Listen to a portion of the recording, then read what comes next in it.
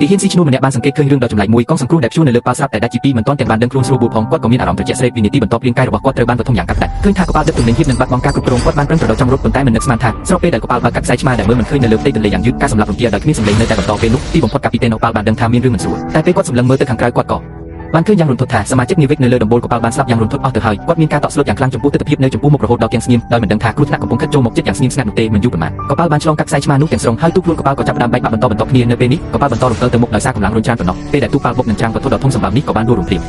នេះហើយជាប្រតិបត្តិការ Coaching Action នៅក្នុងរឿង Free Body ហើយវាក៏ជាឈុតដែលត្រូវបានថតចម្លងបានល្អឥតខ្ចោះបំផុតនៅក្នុងប្រវត្តិសាស្ត្រភាពយន្តផងដែរតាមពិតទៅមនុស្សនៅលើប៉ាល់នេះសុទ្ធតែជាក្រុមក្បត់ផែនដីរដ្ឋាភិបាលជុំវិញពិភពលោកដើម្បីកម្ចាត់ពួកគេព្រមទាំងចង់យកថាស្រឹង Hard Drive ដែលផ្ទុកព័ត៌មានរបស់ភពសាន់ទី Sentei នៅលើប៉ាល់នោះឲ្យនៅល្អឥតខ្ចោះពួកគេបានកោះហៅអ្នកជំនាញយោធាដើម្បីគិតរកគ្រប់មធ្យោបាយឧទាហរណ៍ដូចជាការប្រើប្រាស់រន្ទះបាល់ Ball Lightning ក្នុងការវាយប្រហារធ្វើត្បិតតែវាមានថាមពលខ្លាំង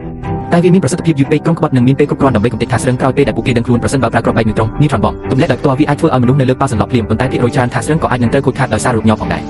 នៅពេលដែលអ្នកជំនាញកំពុងតគំនិតវ៉ាងមៀវបានស្នើគំនិតមួយគឺឲ្យប្រើកុំផ្លែដៅហោះ Flying Blade ដើម្បីកាត់ទូប៉ាល់កុំផ្លែដៅហោះ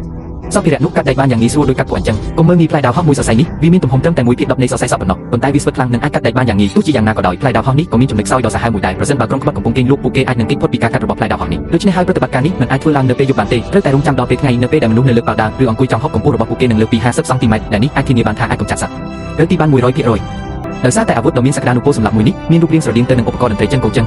ដូច្នេះហើយប្រតិបត្តិការនេះត្រូវបានដាក់ឈ្មោះថាគម្រោង Coaching Project ដើម្បីជៀសវាងការបង្កគ្រោះថ្នាក់ដល់កប៉ាល់ស្លូតត្រង់ផ្សេងទៀតផ្លែដៅហោះនីមួយត្រូវបានចងភ្ជាប់ជាមួយនឹងខ្សែដែកធម្មតាមួយកំណាត់និងមានព្យួរដុំដែកដ៏ធ្ងន់មួយនៅចុងខាងនៅពេលមានកប៉ាល់ផ្សេងទៀតឆ្លងកាត់ទីនេះគ្រាន់តែទម្លាក់ដុំដែកនោះទៅបាត់ទន្លេនោះផ្លែដៅហោះនឹងលេចចូលទៅក្នុងទឹកជាមួយគ្នានៅពេលដែលកប៉ាល់ស៊ីវិលចុងក្រោយគេបង្អស់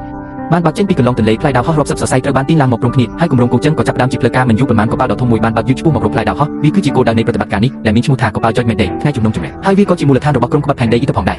ញ៉ាំទី6របស់កាពីតេណូប៉ាល់បានដឹងថាហាក់ដូចជាមានគ្រោះថ្នាក់នៅខាងមុខប៉ុន្តែទោះបីជាមើលតាមរយៈរ៉ាដាឬភ្នែកទេក៏ដោយក៏មិនឃើញមានអ្វីខុសប្រក្រតីនោះទេគាត់បានទំពាស្កកៅស៊ូដោយគិតថាខ្លួនឯងតានតឹងពេកដោយមិនដឹងថាពួកគេបានឈានចូលដល់ការរាប់ថយក្រោយនៃសេចក្តីស្លាប់ទៅហើយនោះទេផ្លែដៅហោះដំណើរការដោយគ្មានសម្លេងគ្មាននរណាម្នាក់ដឹងពីគ្រោះថ្នាក់ឡើយមានតែការភ្លើងដែលខ្ទាតចេញនៅពេលបន្ទះដែកដ៏ក្រាស់របស់កប៉ាល់ត្រូវបានកាត់ដាច់បន្ទាប់មកក៏កើតមានទស្សនវិជ្ជានៅដើមដំបូងក្រុមក្បត់នៅលើប៉ាល់ត្រូវបានកាត់ជាកង់ដោយផ្លែដៅហោះយ៉ាងស្ងៀមមកម្នាក់ម្ដង